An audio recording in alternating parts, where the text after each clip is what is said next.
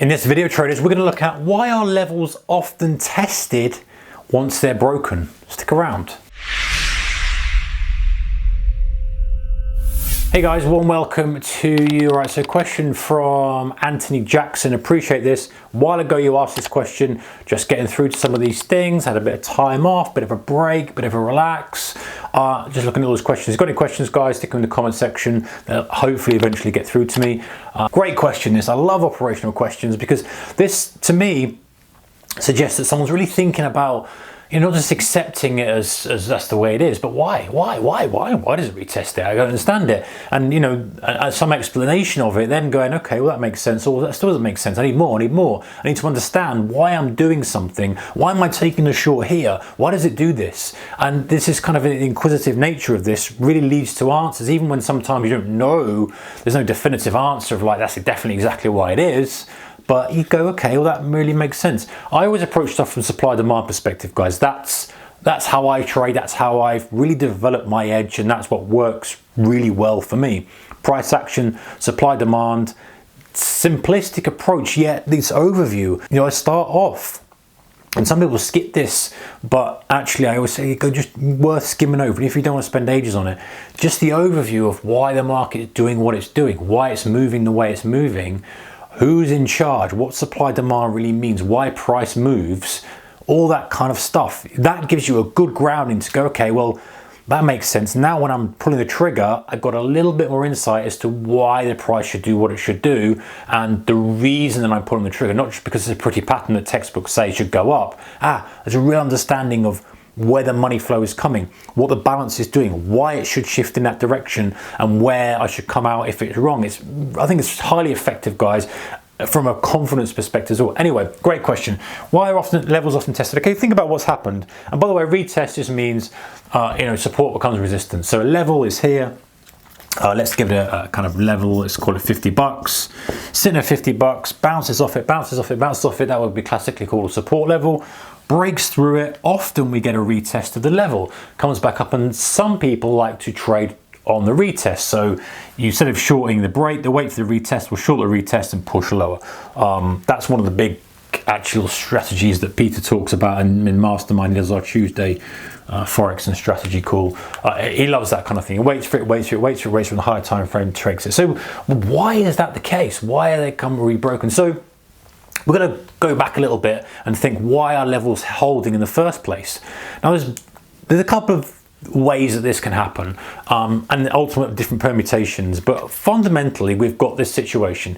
If price is coming down, we use 50 bucks as an example, coming down to $50, one of two things are happening, or combination of them. We've got selling coming in, we've got supply.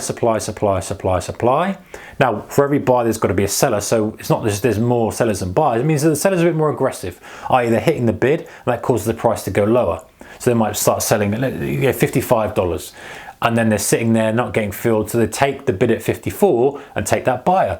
Then someone else comes in, takes the bid at 53, takes the bid at 52, takes the bid at 51, hits the bid at 50. Now, when you get to 50, why are we bouncing off that level? Two things. What's happening is when you're hitting that $50 level, one of two things.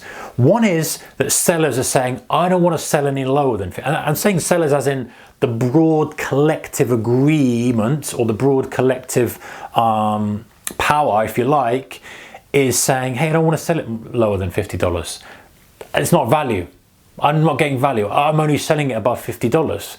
And so that stops us hitting the bid. No one's hitting the bid. Now, another thing can happen. If sellers are still hitting it, maybe there's a buyer who's accumulating that asset, whether it's a futures contract, whether it's a stock, whether it's whatever it is, at $50. So the seller might be the same, and it might be hitting it, but there's maybe one buyer, maybe a load of people saying, hey, $50 is a great price for this, I'm buying it. And so at that point, the pressure is still being applied on $50, but there's a lot of people who are prepared to buy at $50. They're buying, they're like, hey, I'm prepared to buy here, I'm prepared to buy.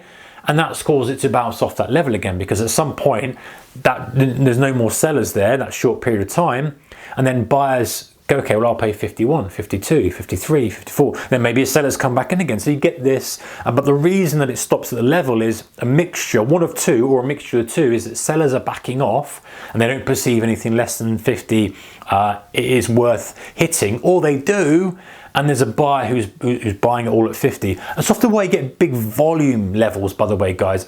If you do your volume profile, or market profile, not quite market profile, volume profile, you see often a lot of contracts trade or volume traded at that level. And it's often because it's a mixture of, there's still selling, but someone's buying as well. So that just creates a big amount of volume done at that level, and it resolves itself one way or the other. And if the buyers are still kind of happy to buy it there, then it'll bounce off it, or it'll stay there.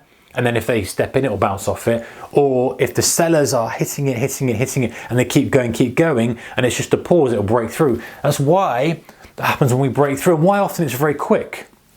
Because you think about the collective buyers, they are buying a lot at $50. Okay, and that's why it's stopping. Sellers are hitting it, and one way. It could be that they're not buyers at all and sellers just keep going, but we'll talk about this example for now. Hitting it. Once that final sell order is done, there's a lot of demand that's been taken out of the market. All those people who wanted to buy are now out of the market, right? So you've now got fewer people, and that's often why we see a bit of a drive through when we break through support, because sellers are hitting it, it disappears. There's fewer buyers there because most of them were taken up buying at $50 for whatever reason.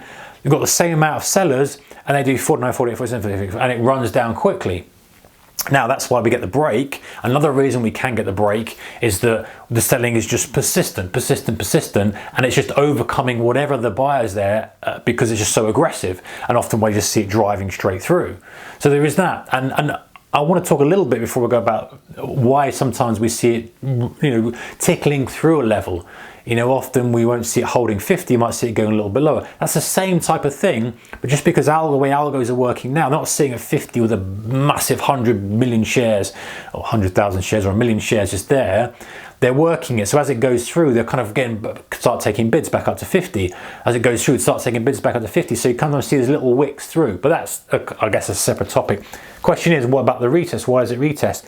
The reason that we get the retest and often it holds is that we get a bit of, because we get a bit of a flurry down, it kind of, the sellers go, right, they've sold, for whatever reason, there's been a bit more urgency, they've gone 49, 48, 47, 46. Buyers get to a point where they go, wow, it's at $44, it was at 50 a minute ago. This is not always the case, sometimes we get continuation, but this is the theory why. They step back up and they go, yeah, great, I buy. And the sellers are saying, right, well, I didn't want to sell any more than 44. I didn't really think that was great, but now we're back up to 50. That was a level before where we were quite happy to sell at. And you kind of often get an overhang where there was because there's a lot of volume done at 50 anyway, right? That's why it was holding, and then it bounced off, went through. There's often a lot of residual sellers left wanting to sell at 50. They're not chasing it down to 44, but they're saying, hey, I was prepared to sell a lot at 50, but it kind of ran off on me. So when it comes back, often there's a stack of orders, not necessarily physical orders in the order book. There can be, and sometimes you can see them in the order book if you're watching that. Higher time frame, slightly different, comes back up, and all of a sudden there's a lot of sellers still waiting for that to go in. They're like, yeah, that's great, that was a good price, and often then that rolls back down from that. And the reason we kind of get a continuation lower is often because the sellers go, well, we're going to get 50 again. If we want to sell this, we're going to have to step down to 44, 43, and then that creates another level of resistance. Why you see sometimes the market stepping down. The other slight thing that I think occurs as well, and depends on the situation for this, is that a lot of buyers who are buying that support goes through, comes back up, they go, hey, I want to get out, break even now. And I'm a bit on the fence with that one, but it's a certain theory that, hey, they bought 50, it's gone down to 44, comes back to 50, they're like, well, I'm just going to come out and break even now. So there is that kind of pressure as well to a certain extent. If they don't, that causes the continuation lower, panicking out of it. But I don't think there's a lot of people who are trading that type of tight price action as traders, but we're not like a massive players in the market. We're not going to move the instrument hugely. I think it's more a case of that supply demand. There's a lot of demand there for whatever reason, sitting there, collective demand or singular demand, but it's overtaking the supply. It bounces off. Eventually that demand lifts or gets pulled or gets eaten up or volume eaten. It runs down quickly.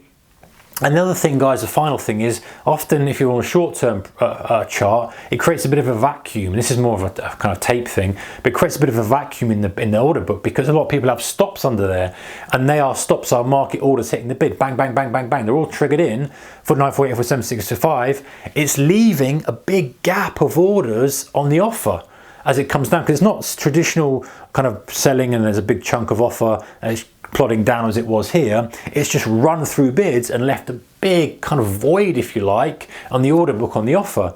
And sometimes it's filled a little bit, but if you slow down your order book, if you're on the short-term time frame, you see how thin it is. And that means that someone coming in and just buying, normally a nominal amount that wouldn't even move it, might move it 2 or 3 ticks, and someone else might buy a bit more, move it 2 or 3 ticks. Because the order book's so thin, it creates much less volume, much less demand for it to spike back up. And the obvious place, of course, where it's going to stop would be the 50 level in this example, because there's already an overhang of supply there. They haven't stepped it down to 49, 48, 47, 46. Anyway, that's why levels are often tested once they're broken. From my perspective, guys, this is obviously theory, but this is kind of, I think, the best reason. I think this is the most obvious reason, and it's the most logical reason. If you study tape and time and sales and go on the market depth, that's what you see. That's what you see, and so you extrapolate out to higher time frames. It makes perfect sense. Doesn't always occur like that, but it's the supply. Whatever you look at it, it's the supply demand shift. It's one meeting the other.